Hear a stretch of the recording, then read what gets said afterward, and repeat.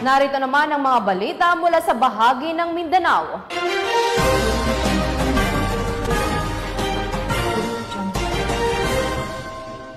Tinatayang mahigit 1 milyong pisong halaga ng shabu ang nasabat sa isinagawang buy-bust operation ng mga operatiba ng Zamboanga PNP sa Barangay Campo Islam, Zamboanga City.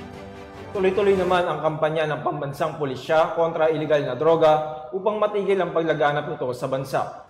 Patrolwoman Ami Jean Cortez, ibalita mo.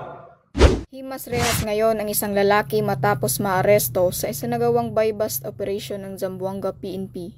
Tinatayang nasa 1,360,000 pesos halaga ng shabu ang nasabat sa isang suspect sa buy-bust operation ng Zamboanga PNP. Kinilala ni Police Colonel Kimberly Imulitas, City Director ng Zamboanga City Police Office, ang naarestong suspect na si alias Nas, 44 na taong gulang at residente ng Barangay Campo Islam, Zamboanga City. Ayon kay Police Colonel Mulitas, bandang 1:00 ng umaga nang mahuli ang suspect sa Barangay Campo Islam, Zamboanga City, sa pinagsanib na puwersa ng mga operatiba ng City Drug Enforcement Unit, Zamboanga City Police Office at City Intelligence Unit, CMPU, MCCOPS, Zamboanga City Police Station 11 at ng 2nd Zamboanga City Mobile Force Company na nagresulta sa matagumpay na pagkakaaresto sa suspect.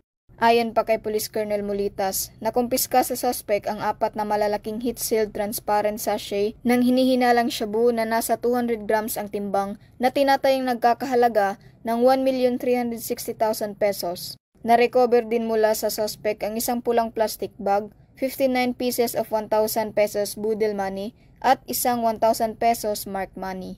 Ang mga na-recover na hinihinalang shabu ay dinala sa Zamboanga City Forensic Unit 9 habang ang naarestong suspect naman ay kasalukuyang nasa kustodiya ng Zamboanga City Police Office 11 para sa tamang dokumentasyon at disposisyon. Mahaharap ang suspect sa kasong paglabag sa Section 5 and 11 ng RA 9165 o Comprehensive Dangerous Drugs Act of 2002. Ang PNP ay patuloy na paiigtingin ang kampanya kontra iligal na droga at kriminalidad para sa mas mapayapa at ligtas na komunidad tungo sa maunlad na bagong Pilipinas. Mula dito sa Zamboanga City Police Office 11, ako ang inyong PNN correspondent, Patrolwoman Ami Jean Cortez, alagad ng batas, tagataguyod ng balitang pulis. Maraming salamat, Patrolwoman Cortez.